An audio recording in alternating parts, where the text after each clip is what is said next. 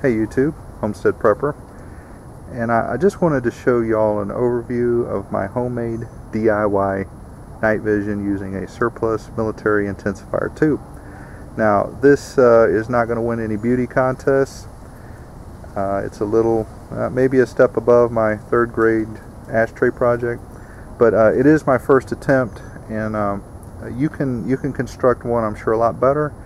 And maybe me showing you some of the mistakes that I've made here, maybe you can go on to make it better. So there's the off and on switch. This is just a piece of scrap aluminum box tubing I had, and I cut it down. And this is a PVC housing. This right here is an adapter ring for a Minolta to a Canon. I went with the adapter, that way I can swap out lenses. So if I have like a 200mm lens and it has the right focal length on it, like a 1.4, I'm going to be able to zoom in about a magnification of 4 times. So I can remove this lens and I can put something else on there. I only paid $10 for that lens and the camera at a flea market, and it's 1.7. It's ideally not what I want, but like I said, this is just a starter here. And if you look over here, this tail is what I put the video camera on, and that is the output window. I've been playing around with the eyepiece. To me, the video camera makes an excellent magnifier, plus you can record. But this is removable, and what you can do, like I said, is you can put a jeweler's loop in there, a piece of a binocular, a scope, something to magnify that, and it has pretty good resolution on it. So I'm going to open this up and give y'all a better look, hopefully.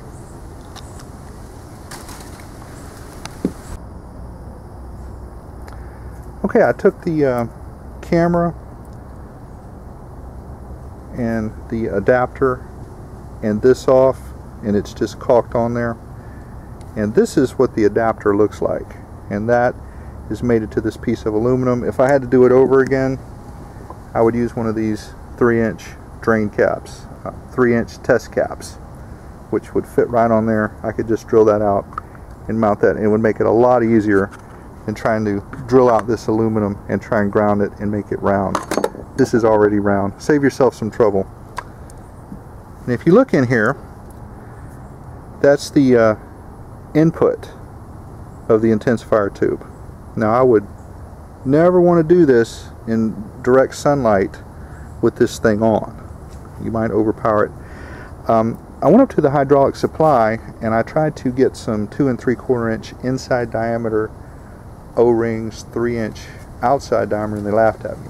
They said they don't have any, and they couldn't tell me anywhere I could get them. So what I did to space that in there properly is I just took one of these. This is just a shim that you can get in any hardware store.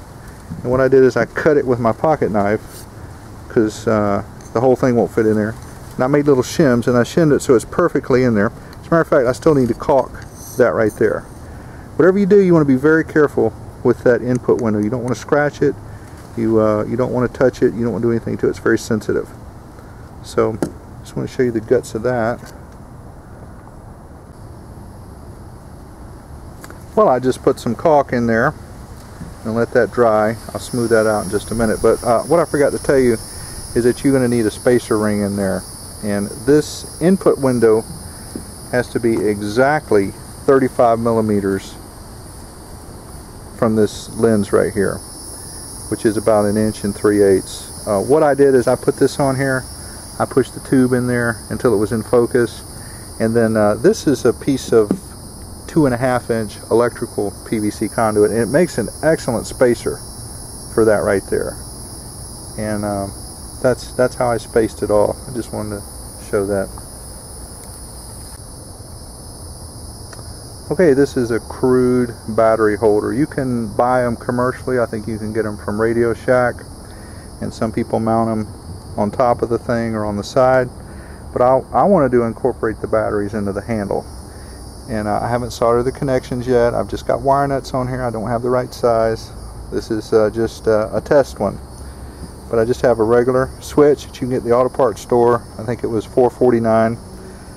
I made this crude battery holder. Those are some copper plates in there, which I don't know if you can see that or not.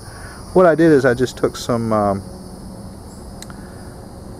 plumbing copper couplings and I mashed them and I cut them to size, and I've got some springs in here so that the batteries have tension on them, and this is just the cover, so, and it fits back on like that. And I bought the springs, which I bought more than I needed because I wasn't sure what I needed. I bought those, and I think these were around $4.79.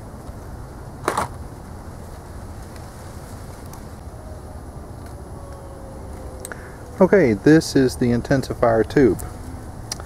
It's about 7.5 inches from nose to tail. It's 2 3/4 inches wide. And this is the output window. That's what you look through. And this is just a brush I got out of the plumbing department at Home Depot. It has synthetic bristles, and I just want to brush that and clean it. This thing is pretty dirty. Take great care in cleaning it. I would not use high compressed air if you've got some low way to do it. This right here, like I said before, is the most sensitive part of the apparatus. I would clean it like that, and maybe just like a little bit of air. If this is really dirty, you can use some isopropyl and some lens cleaning paper to clean it off. But this is the model P8079HP. The date, I'm guessing this is 1989, 33rd week. These were made in the late 80s. This right here is the positive connection. That's where your 2.5 millimeter screw goes in. And again, I'll say make sure it's not more than 5 millimeters long. This is where the negative attaches to, and you have to solder it. Not here, but right here. And if you do any soldering, you want to put a cover on this. Don't put tape on it. I would put a plastic cap off of Gatorade or something, and you want to protect that at all costs, because the better condition this thing is in, the better it's going to see. And as far as wire, I've got some scrap wire I pulled off of something I was working on. I recommend you go with stranded. You can use this right here. This is just common everyday phone wire, and it's really small gauge. It's not like you're pulling a lot of amperage here, so you can use this. And the way it works is, this is just Schedule 40 3-inch PVC cell core, and from here to here it's about 3 inches, so I have about 1/8 of an inch on either side, and that's where the spacers come in. So that fits in there, and you want to make sure this is clean too before you put that in there, because you want to ultimately, like I said, you want that really clean. But this can be any length you want it. I think the one over there is about 9 3/4 inches long. Could be shorter, could be longer. You know, like I said, there's a lot of options. But basically what you're going to do is you're going to hook the positive here. You're going to solder that onto that ring. This is going to slide in here like this. This cap, I'm going to go ahead and pull this because I don't want to mess up the input window. Cap is going to go on like that. This right here is the adapter ring, and that's optional. If you want to just glue that on there, that's fine, but like I said, I want the option that I can change lenses. That goes on there like this, and then this just fits on there like that. And I of course forgot the spacer. It was supposed to go in here. If you make this spacer 1 1/4 inches, you put that in there, you slide this tube up there, you glue that on, put that together, you're more than likely going to be in the ballpark. And then this lens has an adjustment on it. Now this is a 1 to 2. Don't be mistaken, you want a 1 to 1.2. That's the ultimate, but they're very expensive.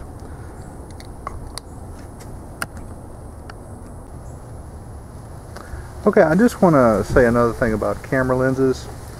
This whole camera right here was purchased just the other day at a flea market, and this has the lens I want in it. That's the aspect ratio. You're going to get the best bang to the buck for that, 1 to 1.4. $22. If you had to buy this on eBay, it's going to cost you a lot more than that. This right here, this whole camera, actually this one was given to me, but I bought cameras like it for less than $8 at the flea market. The only bad thing about this is the focal is 1 to 4.5. Yeah, it's going to give you the zoom capability, but it's not going to let the light in. So anyway, I just thought I'd bring that about to you. I also wanted to add that if you can't find a adapter for your rig here, if you've got an old crappy camera, you can cut this out. You can use this housing right here as your adapter, and you could mount this to this PVC. So it's just an idea. I just hate destroying a good camera, especially when I could sell it on eBay and get my money back for what I paid for the lens.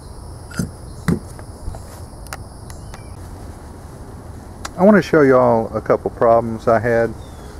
One problem I had is I put the screw in there and I tried to put this terminal adapter on here, and it worked really good. The only problem is when I tried to slide it in the housing, it offset the thing. It made it, I couldn't center it. So what I did is I just wrapped the wire around it, I put some solder on it, I put some black electrical tape around it, and that seems to be holding it pretty good. Anyway, that's just one option. Another thing I did for test purposes is I made this is a power supply. It's just made out of 1/2-inch electrical PVC, Schedule 40, and these of course are plumbing caps.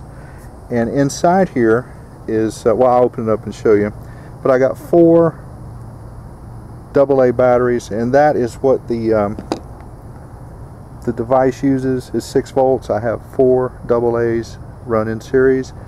4 times 1.5 gives me 6 volts. So here's our tester, and I marked the positive. Of course, it's rubbed off. If you hook your intensifier up backwards, it just won't work. So this is positive, and that's my negative. And if you can see that, I got 6.1 volts.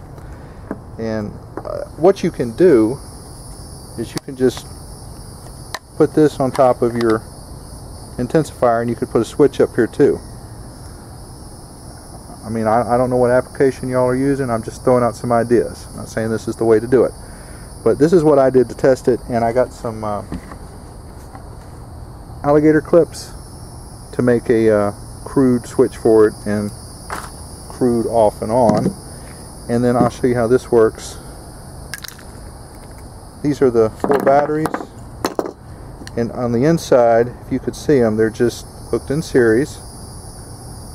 That's my negative, positive, negative, positive, negative, positive, negative, positive. And what I made in here, this is just a spring, and that pushes against the bottom, and that's where I got my negative. So I just want to share that with y'all.